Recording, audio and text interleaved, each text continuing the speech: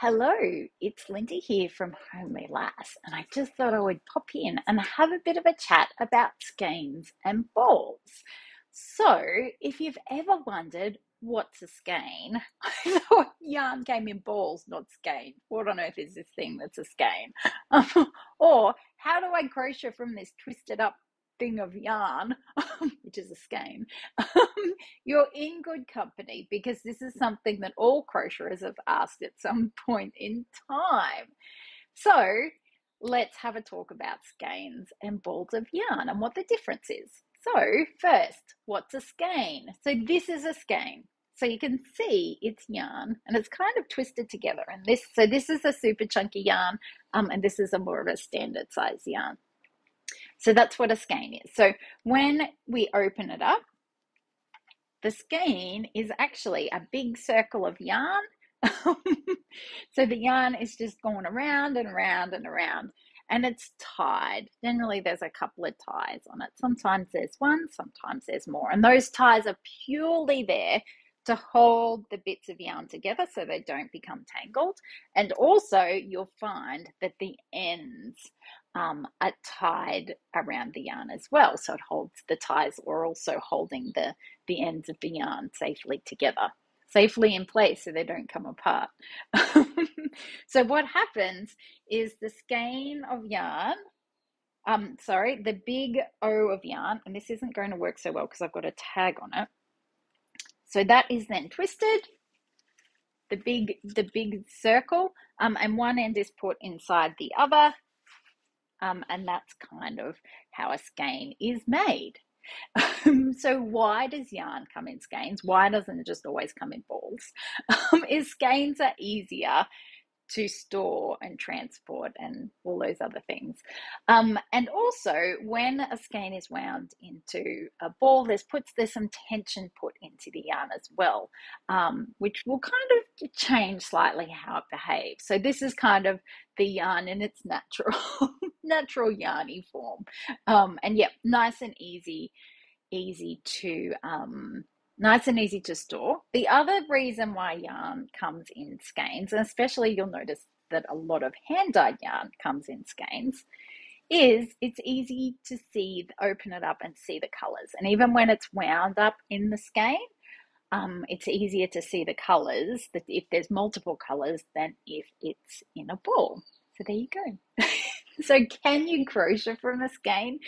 You could, but chances are you're going to end up with a mess of yarn just because of how it's all arranged. So before crocheting from a skein, we need to wind it into a ball. So we can do that either by hand or by using a yarn swift and a ball winder. I've got videos down below to show you what they are. So how do you wind a skein into a ball? So there's two parts to going from this to this. So first is that we need to hold this open. So like I've got this one here. So hold it open. And you can either do that by using a yarn, what's called a yarn swift. And what it does is it holds the yarn out and open, and then it rotates. So you can pull the yarn off and wind it into a ball. But you don't need to use a yarn swift. If you're new to crocheting, you probably don't have one of those. And it's worthwhile just doing it without one, just to think that, experience that, yes, you do want a yarn swift.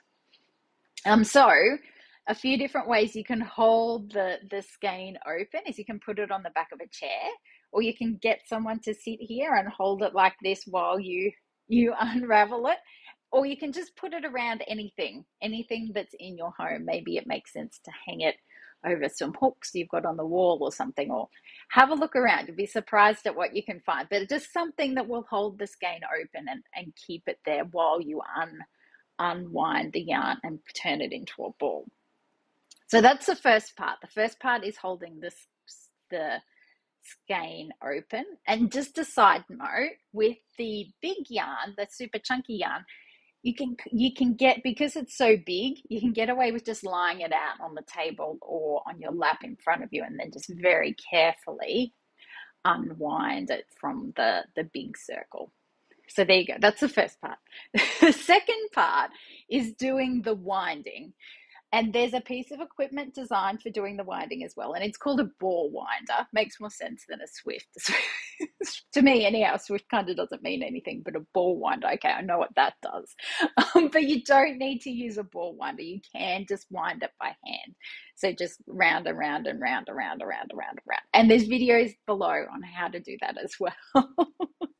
So down below, you'll find there's one video where I show you how to wind a skein of chunky yarn by hand, and how to lay it out on your lap or on the table, and then how to wind it into a ball. Then there's another 2 videos under that, and so they're with more standard size yarns. And one is how to wind it with a ball winder and a Swift, so using the equipment, so you'll get to see those and how they work. And then the other is just how to wind a skein of standard size yarn by hand, so without any equipment. So go and have a look at those. And if you find this informative, if you love this helpful tip, you can get more tips like this by subscribing to my email. So the link is down below to do that as well. I'll talk to you later. Bye.